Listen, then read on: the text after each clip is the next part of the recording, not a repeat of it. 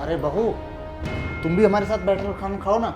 मैं ऐसे नीचे जमीन पे बैठ के ना भिखारियों की तरह खाना नहीं खा सकती। दीप्ति, ये कौन सा तरीका है बड़े भैया से बात करने का?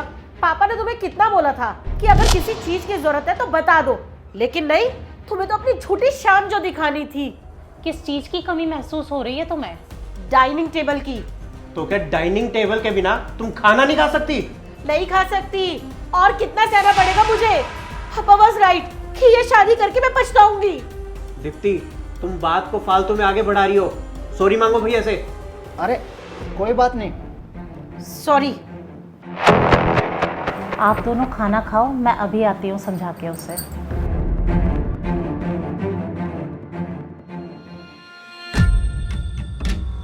मैं तुम्हें यहाँ पर कोई लेक्चर देने नहीं आई हूँ, बस तुमसे इतना ही कहूँगी, जितना इस घर को अपना समझोगी तुम्हें उतनी ही आसानी होगी। ओ प्लीज, मेरी सास बनने की कोशिश मत करो और जाओ यहाँ से।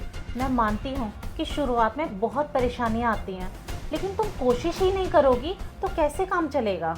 ओ hello, I am not interested, please get out from here. कम से कम अपनी लिमिट्स में तो रह ही सकती हो ना। लिमिट ना तुम जैसी गवार औरतों पे सूट करती है, वो जैसी पढ़ी लिखी मॉडर्न लड़कियों पर नहीं। जाहिल गवार इलिटरेट पीपल।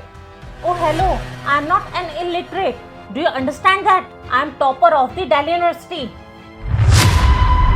इंग्लिश मुझे भी आती है, लेकिन मैं अपनी भाषा बोलने में ज़्यादा कंफर्टेबल फील करती हूँ, because I have not forgotten my culture, custom and values. और उससे भी ऊपर मैं ये नहीं बोली हूँ कि I am an Indian woman. Excuse me, मुझे कोई इंटरेस्ट नहीं है आपका ये लेक्चर सुनने में। और हाँ, मेरी एक बात समझ नहीं आ रही कि इतनी पढ़े लिखे होने के बावजूद भी आप इस मिडिल क्लास फैमिली में कैसे एडजस्ट कर रही हो? आप क्यों नहीं रहती मेरी तरह मॉडर्न बन के? इंसान की सोच अपडेटेड होनी चाहिए, भले ही उसका पहनावा कैसा भी हो। इज्जत आज भी समाज में उन्हीं औरतों की होती है जिनके अंदर शर्म और लाज हो। How dare you to comment on my character? Dipti, मैं तुम्हें अपनी छोटी बहन की तरह मानती हूँ, और जब से तुम इस घर में आई हो हम लोगों की यही कोशिश होती है कि तुम्हें किसी भी चीज़ की कमी महसूस ना हो। बाकी तुम खुद समझदार हो।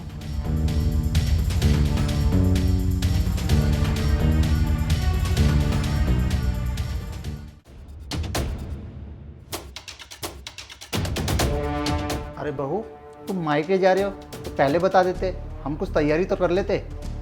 चलो लो, ये रख लो। इसकी कोई जरूरत नहीं है। मेरे पापा की इतनी हैसियत है कि वो हम दोनों को आराम से पाल सकते हैं। So thank you so much. मैं कुछ समझा नहीं बहू, क्या मतलब? दीप्ति ने मुझे बताया कि कल रात को कैसे भाभी ने दीप्ति की इंसल्ट करी। अब ये बड़े घर से है, एजुकेटेड है, इसके पापा कितने रिच रहे हैं, तो ये सब ये क्यों टॉलरेट करेगी? तो इसीलिए दीप्ति ने फैसला लिया कि इसके पापा के घर रहेंगी। पर मैंने तो दीप्ति देखो, तुम दोनों पढ़े लिखे हो और समझदार हो। दीप्ति शहर की पढ़ी लिखी हुई है, तो इसे हमारे घर में एडजस्ट करने में थोड़ा टाइम तो लगेगा।